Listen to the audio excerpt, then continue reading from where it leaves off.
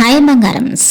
మీరు చదవడానికి కూర్చుంటారు, కానీ 5 నిమిషాల్లోనే మైండ్ ఇంకో డైరెక్షన్ కి వెళ్తుందా? నేను ఫెయిల్ అవుతానేమో, ఇంకా వాళ్ళు అంత ప్రిపేర్ అయ్యారు, నేను ఇంకా కాలేదు, ఈ థాట్స్ మళ్ళీ మళ్ళీ వస్తున్నాయా? నిజం చెప్పాలంటే మీ ప్రాబ్లం చదువు కాదు, మీ ప్రాబ్లం ఓవర్ థింకింగ్. ఈ వీడియో చివరి వరకు చూస్తే మీ మైండ్ కామ్ అవుతుంది, మీ ఫియర్ కంట్రోల్లోకి వస్తుంది.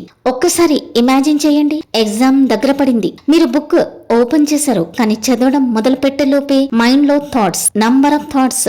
పాస్ అవుతున్నాయా? పాస్ అవుతానా? ర్యాంక్ వస్తుందా? ఫెయిల్ అయితే ఏమవుతుంది? ఇలా 10 నిమిషాల్లోనే మీ ఎనర్జీ అంతా అయిపోతుంది. ఇది చాలా మంది స్టూడెంట్స్ రియాలిటీ. ఓవర్ థింకింగ్ అంటే ఒక ప్రాబ్లమ్ ని సాల్వ్ చేయడం కాదు, అదే ప్రాబ్లమ్ ని రిపీటెడ్ గా థింక్ చేయడం. మీ బ్రెయిన్ అన్నెసెసరీగా ఫ్యూచర్ గురించి ఫియర్ క్రియేట్ చేస్తుంది. రిజల్ట్ ఏంటంటే స్ట్రెస్ పెరుగుతుంది, ఫోకస్ తగ్గిపోతుంది, కాన్ఫిడెన్స్ జీరో అవుతుంది.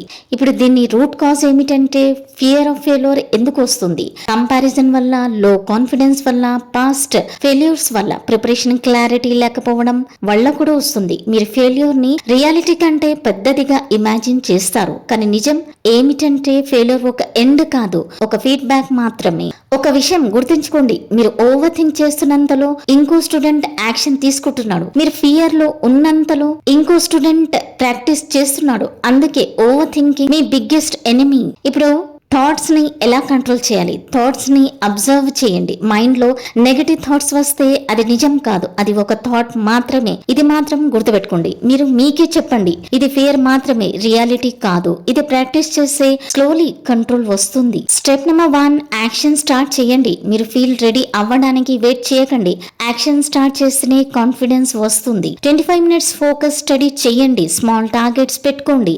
Action is equal to confidence builder. Step number 2 ఏంటంటే కంపారిజన్. Stop comparison. మీరు మీ జర్నీని ఇంకొకరితో కంపేర్ చేయడం స్టాప్ చేయండి. ప్రతి స్టూడెంట్ జర్నీ డిఫరెంట్. మీరు మీ ప్రోగ్రెస్ మీద ఫోకస్ పెట్టండి. డైలీ 1% బెటర్ అవ్వడం ఏం పెట్టండి. ఇక్కడ మీ మైండ్ సెట్ షిఫ్ట్ చేయండి. ఫియర్ ని ఇలా చేంజ్ చేయండి. ఫెయిల్ అవుతానేమో అనే బదులు ట్రై చేయకపోతేనే ఫెయిల్ అవుతానేమో అని అనుకోండి.